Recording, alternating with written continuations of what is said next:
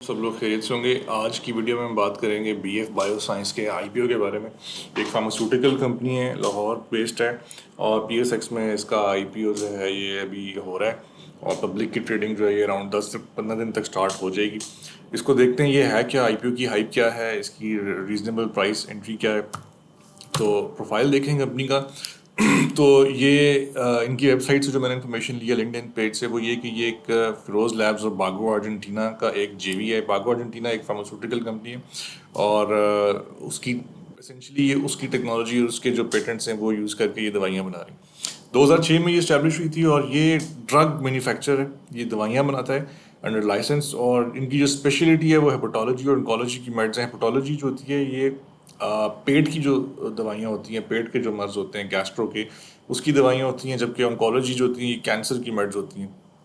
Cancer की भी अब कुछ हद तक ट्रीटमेंट आना शुरू हो गई है, उसकी कैंसर की मेड्स आ रही हैं जो कि कैंसर की जो जो ट्रीटमेंट है उसकी ट्रीटमेंट जो इलाज से पहले और इलाज के बाद जो है खासी उसमें एक्सटेंसिव मेडिसिन इन्वॉल्व होती हैं। तो इनकी स्पेशलिटी है वो ये है, अंडर लाइसेंस ही लोग बनाते हैं। अगेन इन्फॉर्मेशन एग्जैक्टली क्या बनाते हैं, ब्रांड्स क्या हैं, वो मेंशन नहीं किया हुआ। मैंने इनकी वेबसाइट जाके देखी है, इनका लिंक्डइन पेज देखा है, वहाँ पे कोई बहुत ज़्यादा इन्फॉर्मेशन तो नहीं दी हुई इन्होंने।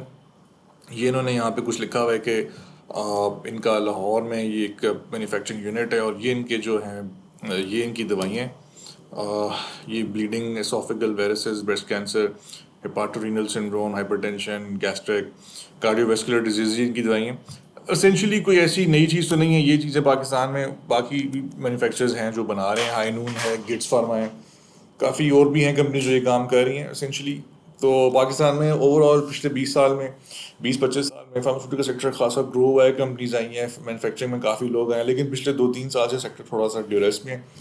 तो अगर हम इसके आईपीओ की बात करें और इसका ओवरऑल देखें सिनेरियो इसके, तो इन्होंने अभी जो जुलाई में अनाउंस किया था आईपीओ, उसकी बुक बिल्डिंग स्टार्ट हुई थी। आरिफ हबीब इनका बुक बिल्डर है। इन्होंने 25 मिलियन शेयर्स अनाउंस किए थे, 55 रुपये पर शेयर के हिसाब से, और फ्लोट इनका 25% था। और इन्होंने अभी एज ऑफ 27 सितंबर की जो न्यूज़ आई है, मैंने ये एक्सप्रेस ट्रिब्यून पर जाकर देखा कि ये क्लेम भी कर रहे हैं कि इन्होंने प्री आईपीओ के अंदर तकरीबन 1.93 बिलियन रुपीस की इक्विटी रेज कर ली है, जो इंस्टीट्यूशंस को और जो प्राइवेट इन्वेस्टर्स को, जो लोग अपना स्टॉक बेचे। पब्लिक को अभी ये नहीं दे रहे।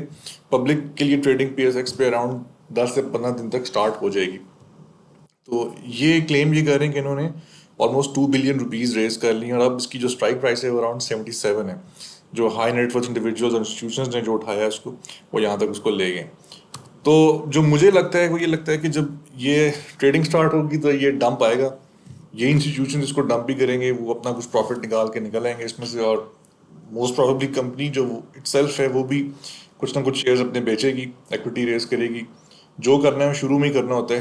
तो मुझे लगता है कि ये स्टॉक डंप होगा और डंप होकर ये 30-35 तक की रेंज में इसको आना चाहिए। ये 55 रुपये के ऊपर भी ये स्टॉक खासा इन्होंने हैवी रखा हुआ है। अमूमन 10 से 15 रुपये की स्ट्राइक प्राइस होती है। इंटरलूप का आईपीओ हुआ था तो वो आई थिंक 38 रुपीज़ की उसकी थी floor value. Any pharma sector itself जो है वो खासा केपेक्स से भी होता है, रेगुलेटेड भी होता है। इसके ऊपर दवाइयों की हर प्राइस पे एक फ्लोर लगा होता है, ड्रैप की रेगुलेशंस होती हैं। फिर इसके जो रॉ मटेरियल्स हैं, सॉल्ट्स हैं, ये सारे इंपोर्टेड होते हैं और इसमें डॉलर का रेट, ये सब चीज़ें मैटर करती हैं। और फार्मा सेक्टर ओवरऑल पाकिस्तान में थोड़ा डाउन है। मैं खुद भी मेडिकल बिजनेस से मेरा ताल्लुक है, मेरा अपना एक हॉस्पिटल भी है, वहाँ मैं उसको भी रन करता हूँ। तो आई कैन टेल यू कि ये सेक्टर थोड़ा सा ड्यूरेस के अंदर है और ये हाइप ज़्यादा है। और मैं वेट करूँगा कंपनी की रिपोर्ट्स का। अगर ये जब कंपनी पब्लिक होती है तो उसको अपनी रिपोर्ट्स देनी होती हैं, क्वार्टरली रिपोर्ट्स। एक दो क्वार्टरली रिपोर्ट्स आने दें, उसके नंबर्स को आने दें, कंपनी की कैश फ्लो, उसकी बैलेंस शीट, उसके जो ओवरऑल नंबर्स हैं, वहाँ से पता चलेगा कि कंपनी की डायरेक्शन है क्या, रेवेन्यूज़ क्या हैं। और उससे पता चलेगा कि फिर स्टॉक की एक रियलिस्टिक असेसमेंट हम लगा सकते हैं कि हम एक्यूमुलेशन कहाँ स्टार्ट करें। डिविडेंड्स तो आप भूल जाएं, शुरू में कोई डिविडेंड्स नहीं मिलते और फार्मा सेक्टर वैसे भी डिविडेंड्स के आने में खासा कंजूस है।